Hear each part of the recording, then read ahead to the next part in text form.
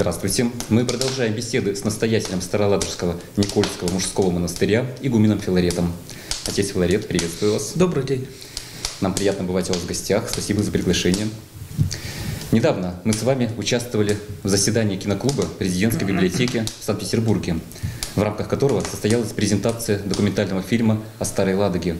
На мероприятии собралась интеллигенция Санкт-Петербурга. Было очень интересно пообщаться с людьми, услышать их мнение, выслушать предложения. И, пользуясь случаем, я хочу поблагодарить организаторов этого мероприятия, а также сотрудников библиотеки за эту уникальную возможность в Санкт-Петербурге еще раз на столь высоком уровне рассказать о нашей Старой Ладоге и о Никольской обители. Все было замечательно. Был незабываемый вечер. И, отец Филарет, поделитесь вашими впечатлениями от этого мероприятия, от этой встречи. Участие в кинолектории президентской библиотеки – это событие, которое открывает наш юбилейный год. Вы прекрасно знаете, что в этом году исполняется 20 лет, как монастырь стал на новый исторический путь своего бытия. В 2002 году, в конце декабря, было принято решение об возрождении здесь монашеской жизни. Поэтому 20 лет – небольшой юбилей. И, безусловно, участие в кинолектории – это возможность как можно больше рассказать о жизни нашей Старой Ладоги, о жизни нашего монастыря, да и не только монастыря, потому что участники киноклуба интересовались различными вопросами, на которые приходилось отвечать. Поэтому я надеюсь, что то событие, о котором писали и в прессе, я думаю, что оно очень знаковое для нас и не последнее. Надеюсь на сотрудничество с президентской библиотекой.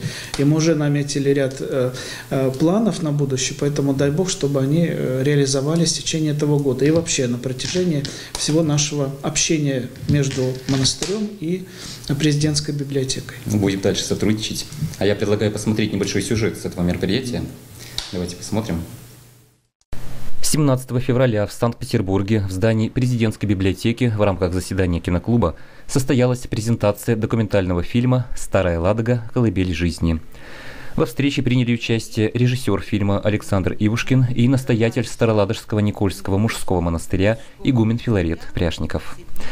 Открывая заседание, старший научный сотрудник библиотеки Елена Смолина подчеркнула, что фильм, который будет демонстрироваться, посвящен духовной культуре, православной вере и судьбе России. На встречу пришло около 100 зрителей, хотя заявок было гораздо больше, но из-за эпидемиологических ограничений зал не смог впустить всех желающих. Режиссер фильма Александр Ивушкин отметил, что основная задача киноленты – привлечь неравнодушных людей к проблемам Старой Ладоги, первой столицы Руси.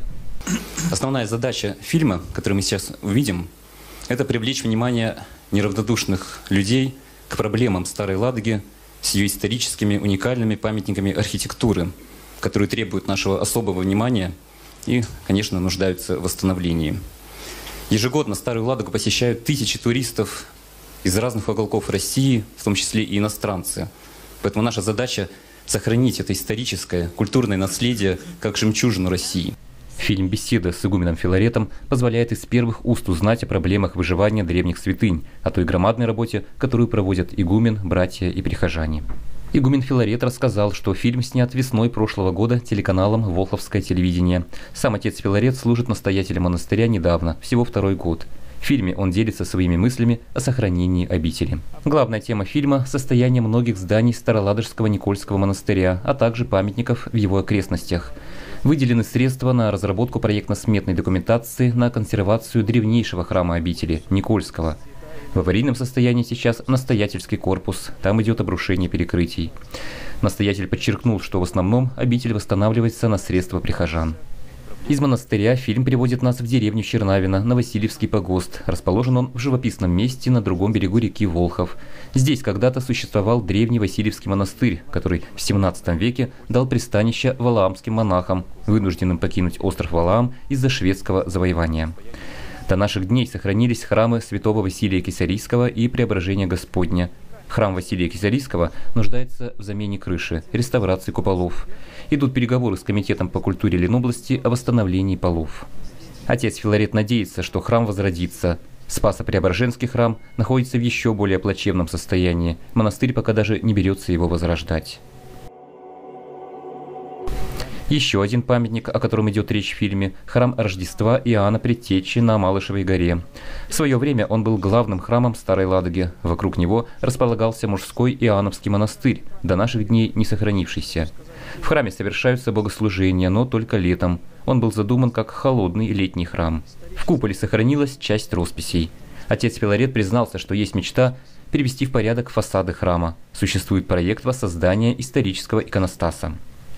После демонстрации фильма Александр Ивушкин напомнил, что Никольский храм Староладожского монастыря по преданию был воздвигнут по повелению святого благоверного князя Александра Невского как памятник воинской доблести и славы.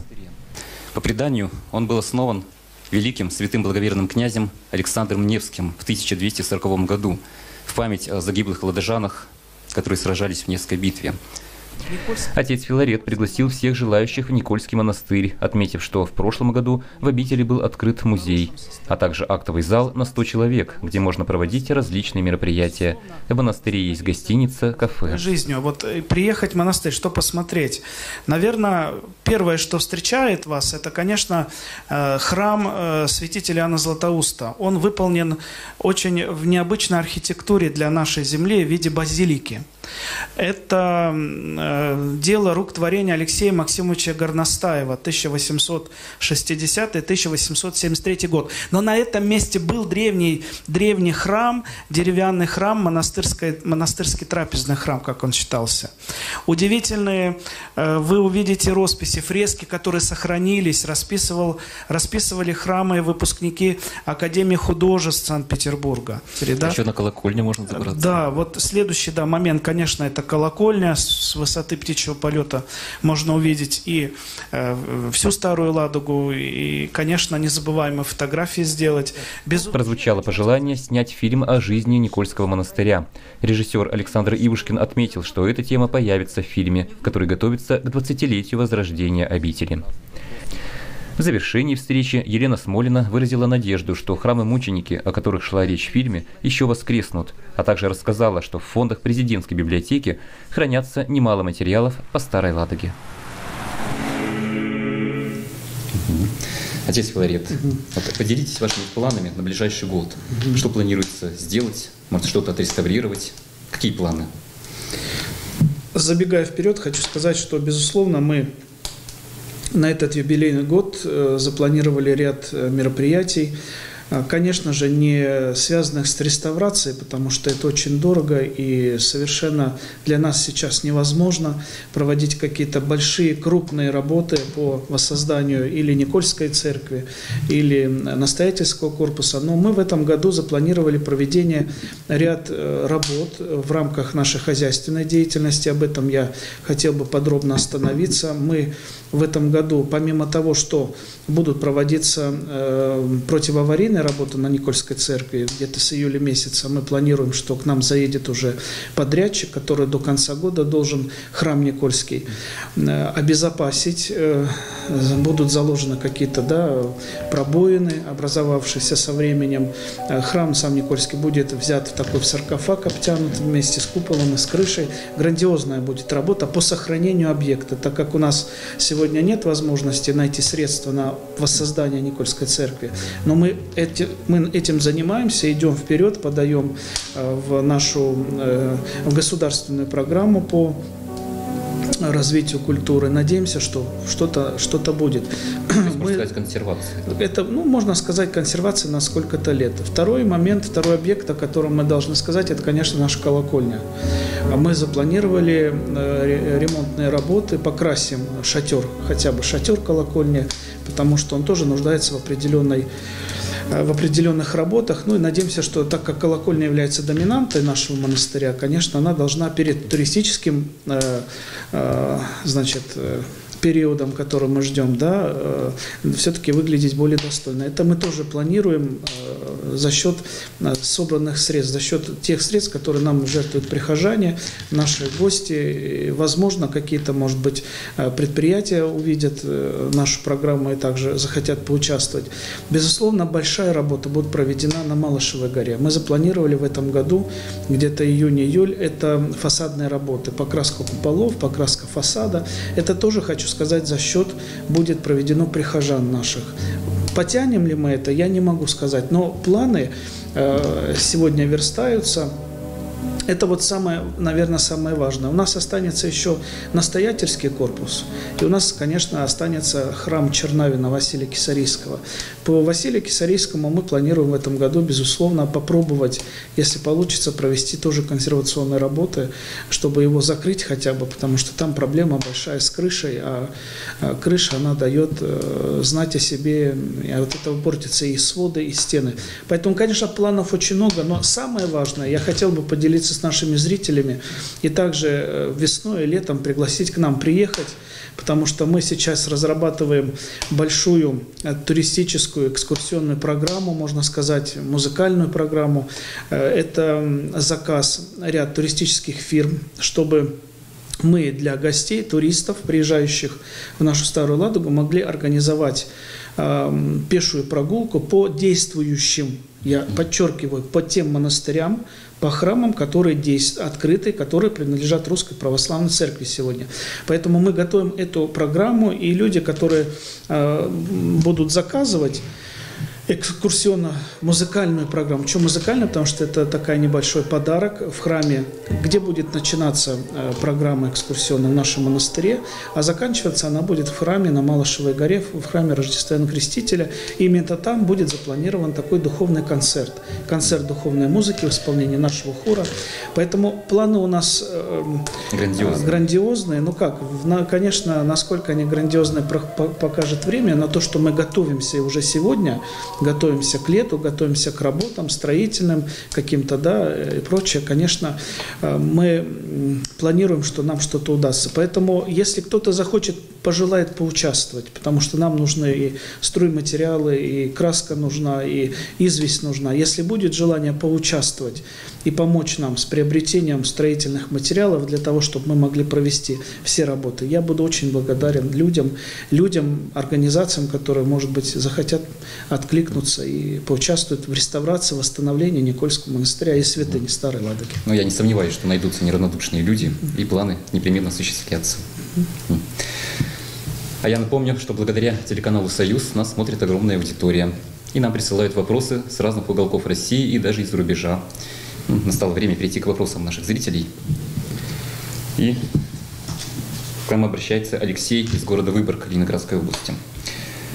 Отец Филарет, как вы относитесь к тому, что люди бросают монеты в купели или святые источники, а также оставляют их возле икон в руинированных храмах? Слышал, что это старый языческий ритуал жертвования.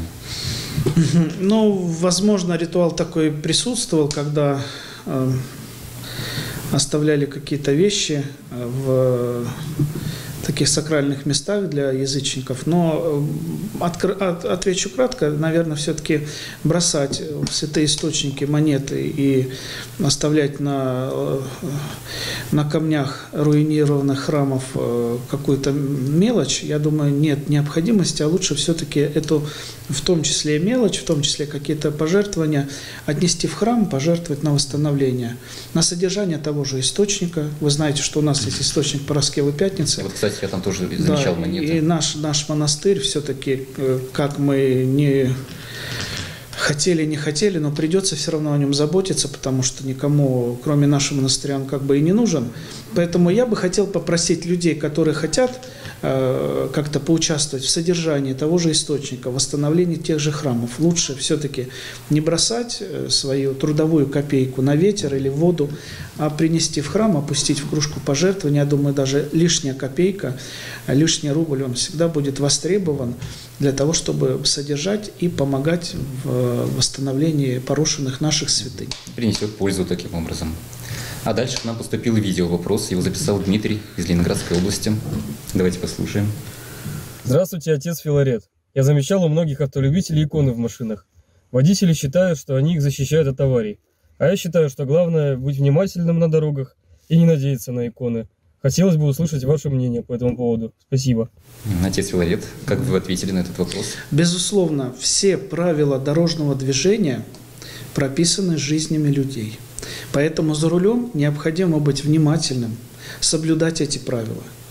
И когда человек в своем автомобиле размещает святой образ, это, во-первых, требует некоторой собранности и ответственности, потому что образ или икона – это не просто какой-то талисман, а это изображение, на которое человек смотрит во время начала своего движения, путешествия, обращается к Господу Богу, взирает на изображение Спасителя, Богородицы, Николая Чудотворца и просит благословения на свой путь.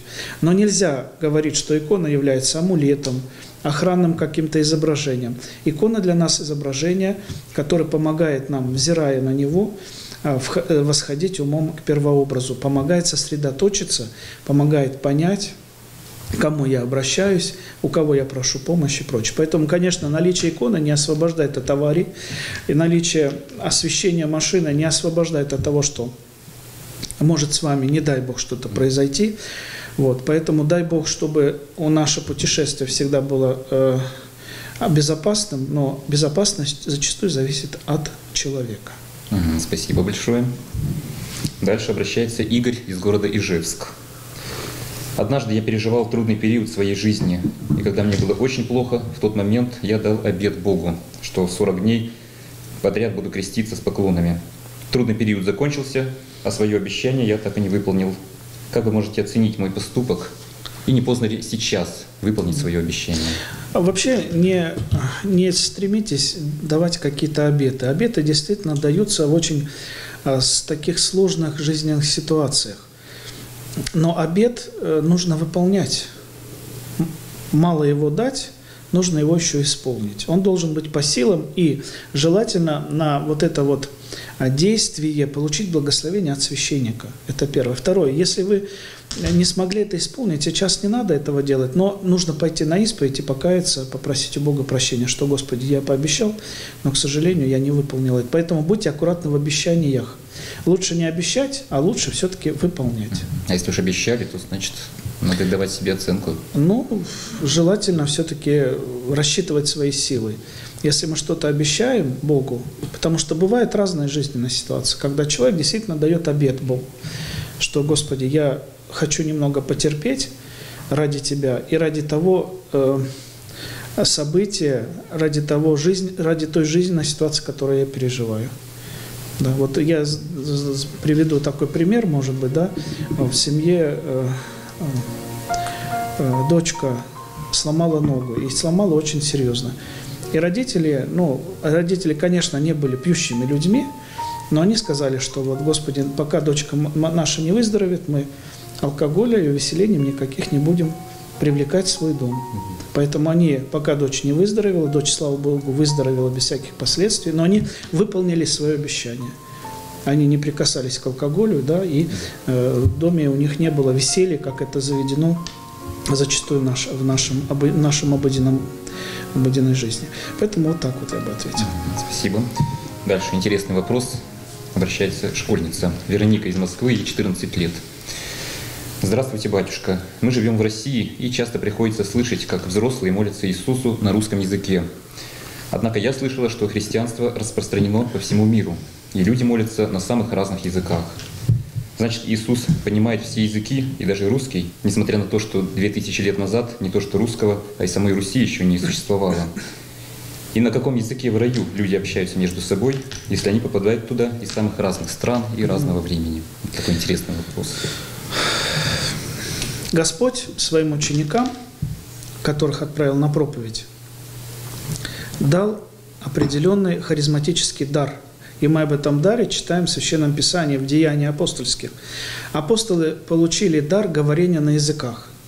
И когда они говорили одно слово, люди разных национальностей понимали свой язык, свое наречие.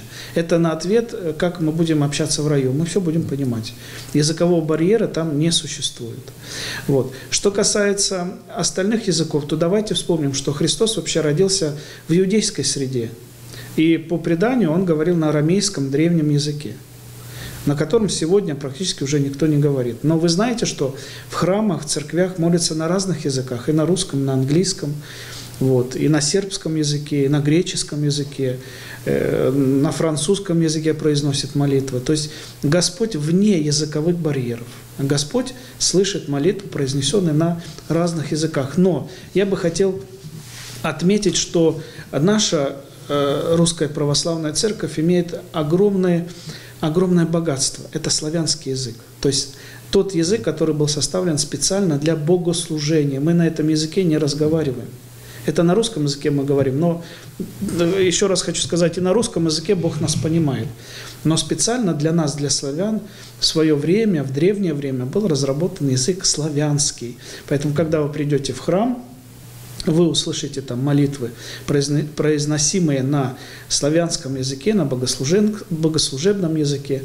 Язык очень гармоничный, язык очень глубокий по своему смыслу. И он возвышенный. Он отделенный от нашего мирского языка, на котором мы часто не только говорим хорошие вещи, а говорим еще ругательные какие-то слова, не дай Бог. Вот. А славянский язык, он все-таки отделен от нашего мирского и возвышает нас при общении, нашем общении с Богом. Ну и со временем язык меняется. Ну, безусловно, да. Вот продолжение темы как раз вот о языках. Следующий вопрос от Алексея Петровича из Волхова. Вот о чем он спрашивает. Допустимы ли ошибки в Евангелиях и противоречия при переводах на русский греческого и латинского языков? Ведь в русском языке сегодня слово может иметь 2 или 3 смысла.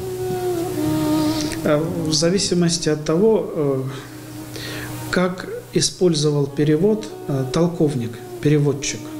Вот, допустим, если вы возьмете Священное Писание, я как-то привел его, и некоторые люди начали смущаться. Вот есть такое в Священном Писании место, когда Господь обращается к людям и говорит: не пецитесь о том, во что одеваться, что кушать и прочее. Он говорит: не пецитесь. В Евангелии переведено так. А если мы берем оригинал, греческий оригинал, то там глагол стоит: не отдавайте свою душу. То есть, понимаете, безусловно, переводы, они требует уточнения. И вы знаете, что сегодня идет такая большая работа по уточнению формулировок в Священном Писании. То есть может меняться язык, выражение, но суть всегда остается одной и той же. Поэтому, когда мы говорим не ошибки, а неточности, которые со временем, они, конечно, сглаживаются. Вот эти шероховатости, они убираются, потому что все-таки язык, он со временем, и лингвисты вам скажут, он меняется, потому что одно слово значило тогда одно, а сегодня это же слово совершенно значит другое. Поэтому мы видим, как Священное Писание вот эти шероховатости убирают люди, которые так или иначе занимаются изданием Священного Писания. Есть институт Библии в Москве специальный, который этим занимается. Поэтому суть остается одной и той же, а язык может уточняться. Поэтому здесь нет ошибки, а здесь просто идет уточнение. Следующий вопрос от Алексея Петровича. Не сатана ли владеет душой верующего в Бога человека во сне, когда снятся кошмары? Сон до сих пор, если я не ошибаюсь, ученые не разгадали тайну сна. Что же это такое? Первое. А второе, в духовном плане, и об этом говорит святитель Иоанн Златоуст, он говорит так: сон подобен морской волне. Снам, во-первых, нельзя никогда верить. Сон – это то, что часто наш мозг воспроизводит, пережив какой-то день. Бывают ли сны, вот, допустим, да, мы говорим, сон, там, который увидел Иосиф, да, ангел во сне явился Иосифу, сказал: бери матерь и бежи в Египет, потому что Иисуса хотят младенца убить. То есть, конечно же, есть что-то такое, которое выходит из обыденных рамок нашей жизни. Но в основном мы все-таки не Иосифы, и в нашей семье не рождаются такие великие личности, как Мессия Христос. Поэтому, конечно, ко снам надо относиться аккуратно. А то, что иногда человеку снится что-то негативное, мы, просыпаясь от сна, должны перекреститься и обратиться к Господу Богу: Господи, благослови меня, избави от нехороших мыслей и все прочее. Поэтому нет, обладает ли кто-то, не обладает, тут я не могу сказать. Но то, что это бывает, и это уходит именно... Ночные страхования уходят крестным знаменем и молитвой, это точно. Может, наоборот, таким образом человек от негатива избавляется во сне? Никто не знает об этом. И третий вопрос от Алексея Петровича. Как понимать христианину, кто не родится от воды и духа, не может войти в Царствие Божие? Ответ на этот вопрос очевиден, потому что начало духовного восхождения человека к Богу – это таинство крещения. И в последних строках Евангелия от Матфея Господь, который возносится на небо, Он посылает своих учеников в этот мир и говорит: идите в этот мир, научите все народы, крестя их во имя Отца и Сына и Святаго Духа, уча их соблюдать все, что я повелел вам. И я буду с вами во все дни до скончания века. Аминь. Поэтому рождение от Духа и воды – это и есть образ крещения. Кто не пройдет это, а почему не пройдет? Потому что крещение человек принимает уже в осознанном состоянии. Он уже понимает, кто такой для него Господь. Он уже знает, как необходимо поменять свой образ жизни. Он уже понимает, что после крещения начинается совершенно иной этап его бытия. Да? Поэтому здесь явное указание на то, что без таинств, которые Бог оставил человеку, невозможно преображение человеческой души. А вы знаете по апостолу Павлу, что ничего нечистое в Царство Божие не войдет. Тут в тот мир, мир духовный, мир святости, пораженная грехом душа не войдет. Поэтому здесь на земле, благодаря таинствам крещения, исповеди, причастия, человек освобождается от рабства греха. Ну вот раз уж мы заговорили о грехе, у нас есть еще один вопрос, который нам прислала Валентина из Московской области. В одной из передач вы говорили о том, что Бог не прощает нераскаянный грех. У меня возник вопрос. Сколько раз Бог может прощать? Допустим, человек согрешил, покаялся в церкви, и ему отпустили грехи. Но потом он снова начинает грешить и снова каяться. Вот есть идеал, к которому человек стремится. Идеал в чем заключается? Покаялся и не грешишь. Но, к сожалению, мы люди не идеальные. И покаяние, к сожалению, так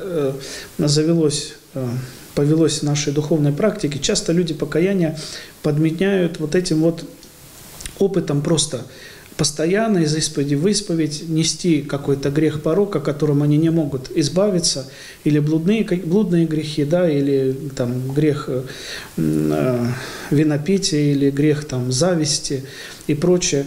В идеале человек должен поисповедоваться и прекратить грешить. Но, к сожалению, мы слабые люди.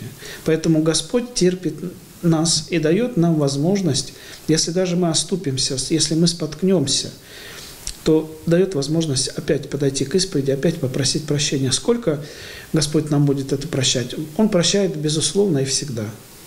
Помните, как в молитве «Отче наш» читается, да? «Прости нам долги наши, как мы оставляем должникам нашим».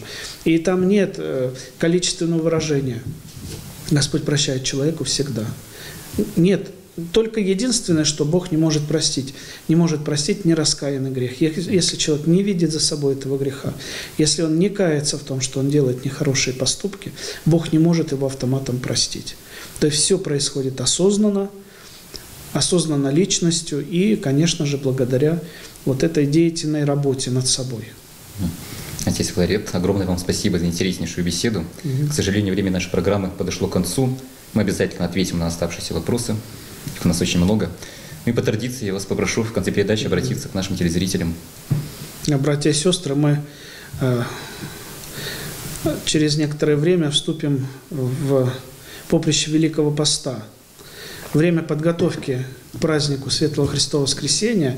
И я бы хотел, чтобы, несмотря на все сложности нашей жизни, время поста для каждого из вас было временем обновления вашей жизни. Чтобы мы с вами, каждый, начал бы новый этап своего бытия, поборол какой-то в себе грех, поборол какую-то страсть. И уже в конце Великого Поста, перед праздником Пасхи, мы вышли из этого времени Святой Четыредесятницы, обновленные, чистые, воодушевленные, чтобы с новыми силами идти по пути и творить волю Божию. Еще раз огромное спасибо. А я напомню, вы смотрели передачу «Беседа у камина». Дорогие друзья, присылайте ваши вопросы игумену Филарету через сайт Староладожского Никольского мужского монастыря или страничку Волхов ТВ. На сегодня это все. Всего доброго и до встречи.